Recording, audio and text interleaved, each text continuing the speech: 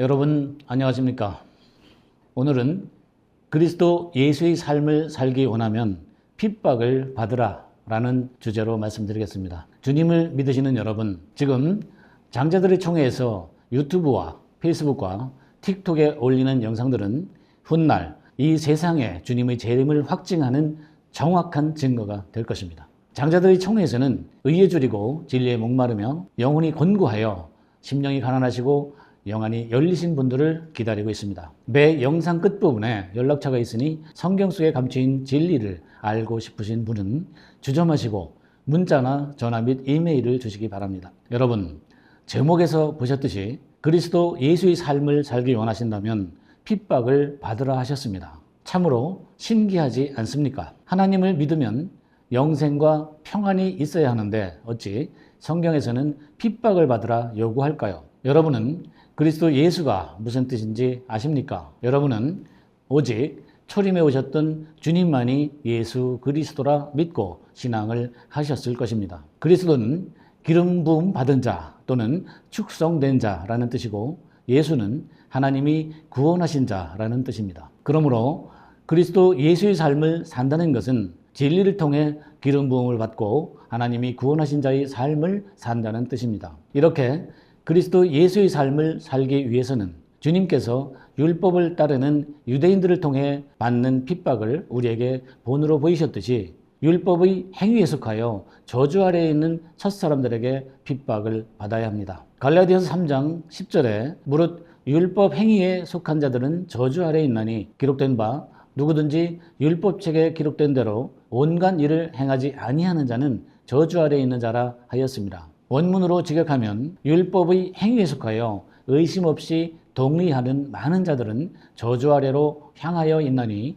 왜냐하면 이렇게 기록하였으되 모든 율법을 행하도록 바로 그 두루마리에 기록된 자들과 매일 꾸준히 인내하지 아니하는 자는 저주할 자니라 라는 뜻입니다. 이는 첫 사람으로 율법의 제 아래에 있는 땅의 행위적인 신앙에서 벗어나 새 사람으로 영혼이 부활한 하늘의 통치자로 거듭나는 삶을 살아야 하기 때문입니다. 이렇게 율법의 행위에 속한 세상에서 진리를 찾아 하늘로 떠나려 한다면 육신에 속한 자들의 핍박이 반드시 뒤따르게 됩니다. 마태복음 5장 10절에 의를 위하여 핍박을 받은 자는 복이 있나니 천국이 저희 것입니다. 갈라디아서 4장 28절로 29절에 형제들아 너희는 이삭과 같이 약속의 자녀라. 그러나 그때에 육체를 따라 난 자가 성령을 따라 난 자를 핍박한 것 같이 이제도 그러하도다. 원문으로 직역하면 형제들아 너희가 지금은 조롱을 받으나 후에 약속의 자식이 될 것이니라. 그러나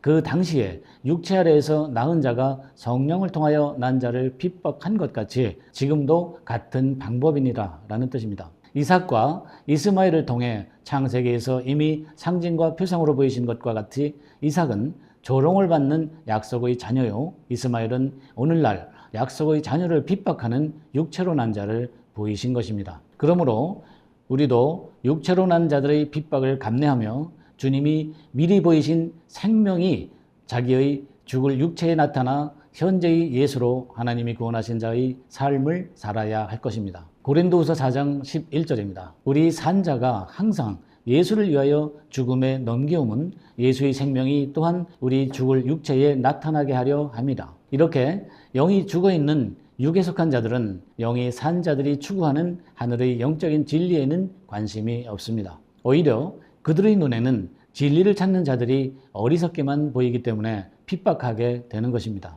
고린도전서 2장 14절에 육에 속한 사람은 하나님의 성령의 일을 받지 아니하나니 저희에게는 미련하게 보이며 또한 깨닫지도 못하나니 이런 일은 영적으로라야 분변함이니라. 원문으로 직역하면 지금 육에 속한 사람은 그 신을 그 성령의 그로 영접하지 못하나니 심지어 그에게 그것은 어리석음이 될 것이요 또 깨닫게 할 수도 없나니 이는 영적으로만 분별하기 때문이니라 라는 뜻입니다. 육에 속한 사람이 행위로 지키게 하신 율법은 모세를 통해 주셨으나 영에 속한 사람이 받은 은혜와 진리는 예수 그리스도로 말미암아 온 것입니다. 요한복음 1장 17절입니다.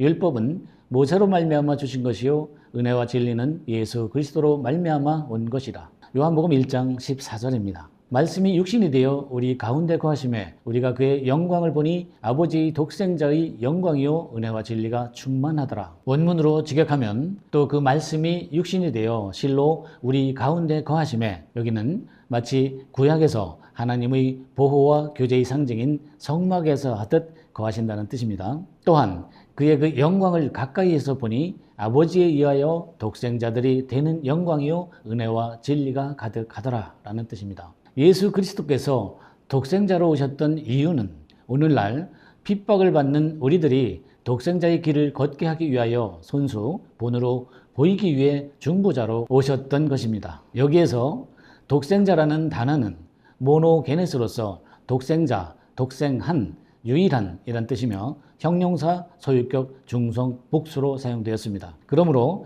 오늘날 첫 사람들의 핍박을 받으며 바다의 뜰을 떠나 성소로 올라와 사랑의 잔치, 즉 영적인 혼인 잔치로 먼저 첫 열매된 그리스도를 영의 남편으로 만나 남녀가 연합된 중성 단계로 인을 맞는 독생자들을 가리키는 단어입니다. 초림 때에 주님께서 이렇게 독생자들로 인맞는 자를 보여주신 실상은 다시 오실 때에 세상의 핍박을 받으며 진리로 거듭나 새 하늘로 추소된 첫 열매들입니다.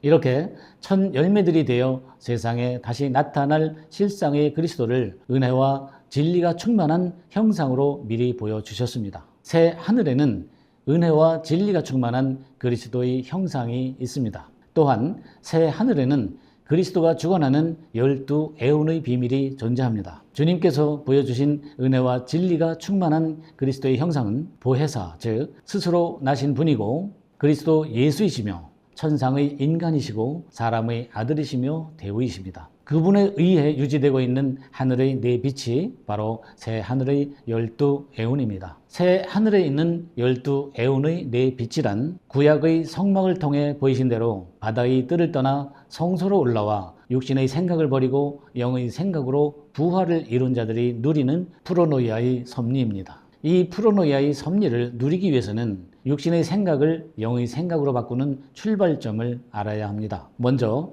구원받기를 원하는 모든 피조물들이 바라는 것은 네 번째로 출발하여 완전한 평화를 위한 지혜로 엘렐레트의 빛에 들어와야 합니다. 세 번째로는 엘렐레트를 이해하는 사랑의 잔치로 개념을 세우는 다베이타이의 빛에 들어와야 합니다. 두 번째로는 다베이타이를 인식하고 지각하고 기억하는 오리엘의 빛에 들어와야 합니다. 첫 번째로는 오리엘의 은혜와 진리가 충만한 아르모젤의 빛에 들어와야 합니다. 신이 되어 영생한다는 것은 이렇게 네 번째부터 시작하여 첫 번째까지 도달해야 이루어지는 것입니다. 이는 완전한 평화를 위해 지혜를 이해하는 사랑의 잔치로 개념을 인식하며 지각하고 기억하여 은혜와 진리가 충만한 그리스도의 형상이 되어야 합니다. 이렇게 12애운으로 들어온 자들이 스스로 나신 거룩한 분, 즉 그리스도 예수에 의해 유지되고 있는 네 빛입니다. 이들이 보이지 않는 영의 의지와 하나님의 선물을 통해 능력 있는 신의 아들, 즉 스스로 나신 분이신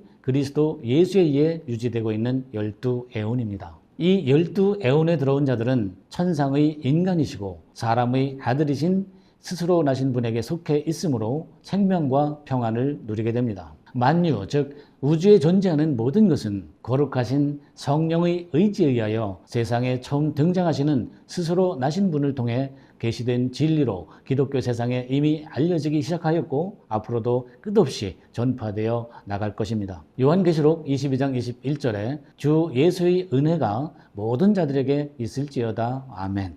이렇게 구약이나 초림이나 주님의 은혜를 입은 자가 있었으니 이는 오늘날 실상의 모습을 상징과 표상으로 보이신 분들입니다. 창세기 6장 8절입니다. 그러나 노아는 여호와께 은혜를 입었더라. 원문으로 직역하면 안식한 자는 또는 할례받은 자는 여호와의 눈으로 은총을 입고 호흡하였더라 라는 뜻입니다. 누가복음 1장 30절에 천사가 일러 가로되 마리아여 무서워 말라 내가 하나님께 은혜를 입었느니라. 이렇게 누구든지 주님의 은혜를 받으려면 예수 그리스도의 은혜와 그분을 아는 지식에서 자라가야 합니다. 베드로서 3장 18절입니다. 오직 우리 주 구주 예수 그리스도의 은혜와 저를 아는 지식에서 자라가라. 영광이 이제와 영원한 날까지 저에게 있을지어다. 여러분, 이제는 진리를 바로 알고 신앙을 하셔야 할 때입니다. 행위에 의지하는 신앙으로는 이제 더 이상 설 자리가 없습니다. 전 세계적으로 기독교인들이 줄어들고 있는 교회가 흉물이 되어가는 이유가 바로 여기에 있습니다. 고린도전서 4장 11절로 13절에 바로 이 시간까지 우리가 줄이고 목마르며 헐벗고 매맞으며 정처가 없고 또 수고하여 진히 손으로 일을 하며 후욕을 당한 즉 축복하고 핍박을 당한 즉 참고 비방을 당한 즉 면하니 우리가 지금까지 세상의 더러운 것과 만물의 찢기같이 되었도다. 이제는 이러한 만물의 찢기 같은 신앙에서 벗어나야 합니다. 구원의 길은 오직 단 하나뿐입니다. 계시된 진리로 기름 부음을 받고 그 마음에 보증으로 주시는 성령을 받아야 합니다. 이것이 신비, 즉 마음의 할례를 받는 것입니다. 다시 말씀드리지만 그리스도 예수 안에서 경건하게 살기를 원하는 자는 핍박을 받아야 합니다. 디모데후서 3장 12절입니다. 무릇 그리스도 예수 안에서 경건하게 살고자 하는 자는 핍박을 받으리라. 원문으로 직역합니다. 실로 모두가 지금 그리스도 예수 안에서 경건하게 살기를 원하는 자는 핍박을 받으리라 또는 박해를 받으리라 라는 뜻입니다. 지금은 선과 악을 가르는 기독교의 말세요 종말이며 마지막 때입니다. 그러므로 비유가 계시로 열린 것이며 장자들의 총회가 실상으로 등장하게 된 것입니다. 여러분, 기독교 세상을 잘 보시고 분별해 보시기 바랍니다. 신도들이 갈수록 대형 교회들을 선호하며 그것으로 모여들었기에 폭발적으로 성장하였습니다. 이제는 시골이나 소형 교회들은 신도들이 없어 문을 닫고 있습니다. 앞으로는 기업화되고 재정이 풍부한 대형 교회들만 존재하게 될 것입니다. 관련된 증거의 말씀을 보겠습니다. 디모데후서 3장 13절입니다. 악한 사람들과 속이는 자들은 더욱 악하여져서 속이기도 하고 속기도 하나니 원문으로 직역합니다. 그러나 악한 사람들 또는 병든 사람들과 마술사들은 그의 더 악한 것을 위하여 양이 증가하며 속아서 길을 벗어나느니라 라는 뜻입니다. 이렇게 영적으로 병든 자들은 마술사에게 속아 그 수가 증가하며 옳은 신앙의 길을 벗어나고 있습니다. 당신은 신도들의 수를 행위로 늘리며 예배당의 외형을 키우는 복음의 길을 따르시겠습니까? 아니면 육으로 난 자들에게 핍박을 받으며 진리를 깨닫는 고난의 길을 택하시겠습니까? 외모와 외형을 쫓지 않고 그리스도의 은혜와 그를 아는 지식에서 자라가는 분들은 누가 말하지 않아도 올바른 길을 선택하게 됩니다. 디모데후서 3장 14절입니다. 그러나 너는 배우고 확실한 일에 거하라. 내가 네게서 배운 것을 알며 원문으로 직역합니다. 그러나 너는 배웠고 또는 이해하였고 또한 확신한 것들에 거하나니 누구에 의하여 배웠는지 아느니라 라는 뜻입니다. 누구든지 그리스도를 아는 지식에서 자라가려면 뜰을 떠나 성소로 올라와 어린아이로 출발하여 장성한 자로 성장해야 하고 골방에서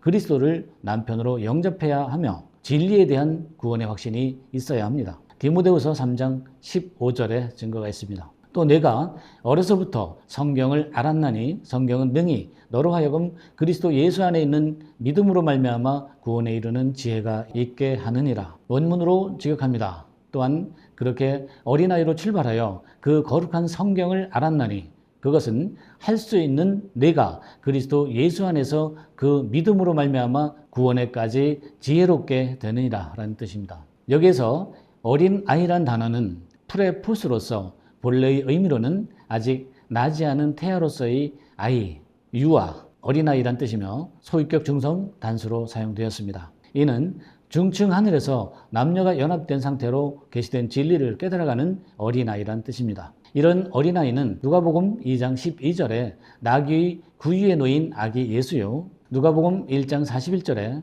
엘리사벳의 복중에서 뛰노는 아이 요한이요, 누가복음 18장 15절로 17절에 하나님의 나라에 들어가는 어린아이요, 베드로전서 2장 2절에 갓난아이같이 순수하고 논리적으로 젖을 갈망하는 아이를 가리킵니다. 모든 성경은 하나님의 감동으로 주어진 글입니다. 즉 신의 입김이 쓰인 것이므로 교훈과 책망과 교정하며 교육하기에 유익합니다. 디모데후서 3장 16절로 17절을 보겠습니다. 모든 성경은 하나님의 감동으로 된 것으로 교훈과 책망과 바르게 함과 의로 교육하기에 유익하니 이는 하나님의 사람으로 온전케 하며 모든 선한 일을 행하기에 온전케 하려 함이니라. 원문으로 직역합니다. 모든 성경은 하나님의 감동으로 주어진 것이니 또는 신의 입김이 쓰인 것이니 실로 교훈하는 동안, 책망하는 동안, 교정하는 동안, 의 안에서 그것으로 교육하는 동안 유익함에 저를